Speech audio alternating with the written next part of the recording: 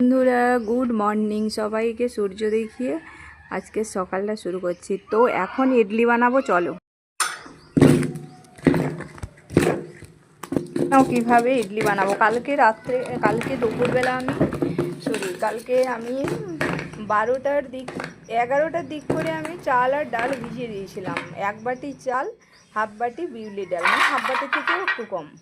তো এই দুটো ভিজিয়ে রেখেছিলাম। তারপরে আমি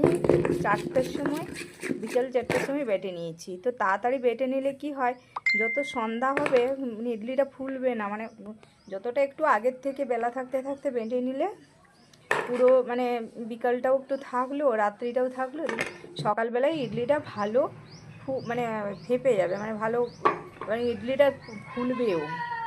তো এইভাবে আমি এই যে বেটে করে নিয়েছি। তো এখন আমি ইডলি বানাবো। তো লবণটাও আমি কালকে মাখিয়ে রেখেছিলাম, তো স্টিমে আমি বসিয়ে দিয়েছি। দেখো, এরপরে আমি ইডলি বানাবো। তো বসিয়ে দিলাম, এরপরে ঢাকাও দিয়ে দেবো। তো এটা আমার বহু পুরাতন এই স্টিমারটা, এখন স্টিলের উঠেছে। তো এগুলো অনেক আগের দিনের, তো তাই ছিল, তো এটা ইউজ হচ্ছে।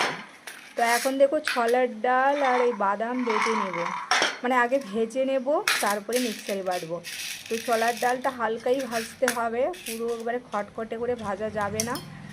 আর বাদামটা এই যে প্রথমে আমি দিয়ে এখন হালকা হালকা ভেজে নিচ্ছি।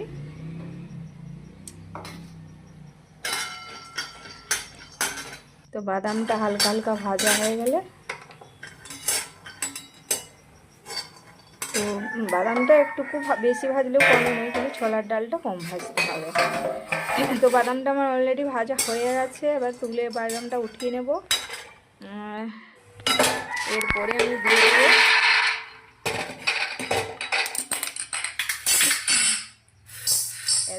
ছোলা দিয়ে দেবো।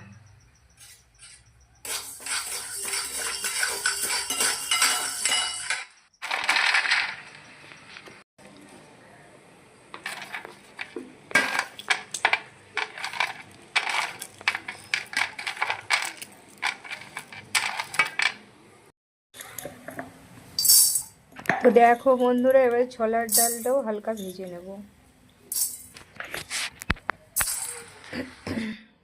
এই ছোলার ডালটা আমি ভাজছি। ছোলার ডালটা হালকা ভাজবো, বেশি ভাজবো না, কারণ বেশি খটখটে করবো না। তারপরে এটা হয়ে গেছে, আমার অলরেডি ভাজাও হয়ে গেছে। এরপরে এটা মিক্সারে গ্রাইন্ড করবো, একটু ঠান্ডা হলে মিক্সারে গ্রাইন্ড করবো। তো তার মধ্যে এখানে কিছু উপকরণ মেশাবো, একটুকু জল মেশাবো, আর মেশাবো আদা আর কাঁচা লঙ্কা আর 2 কোয়া রসুন। তো এইগুলো মিশিয়ে আমি মিক্সারে বেটে নেব। তো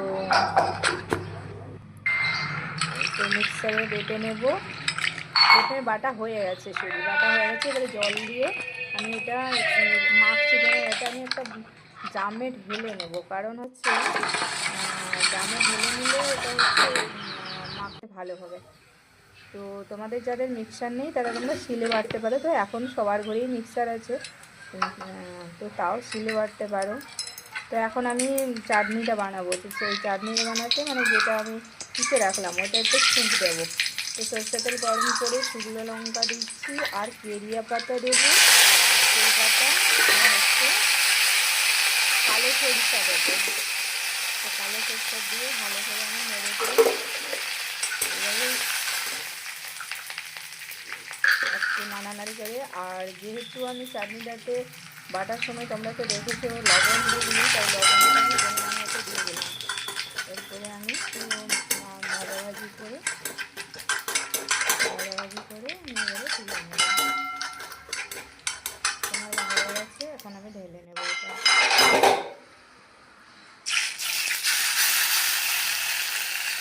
তো বন্ধুরা, এত সুন্দর কি বলবো, তোমরা তো ক্যামেরার অপাশে আছো, আমি তো ক্যামেরা করছি, দেখছি এত সুন্দর স্যান্ড উঠেছে, আমার বলার নেই, দারুণ স্যান্ড।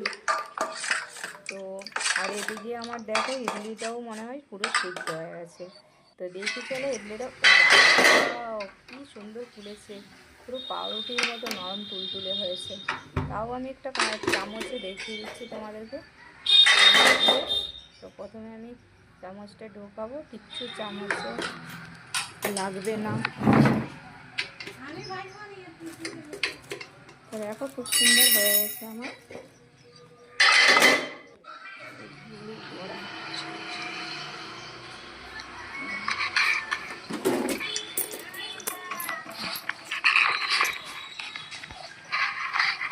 তো ইডলি বড়া খুব সুন্দর হয়ে গেছে। তো দেখ এত সুন্দর হয়েছে আমি কী বলবো। আর দোকানে তো আমরা কিনে খাই, কিন্তু বাড়িতে তৈরি করা একটা আলাদাই মজা খাওয়ার।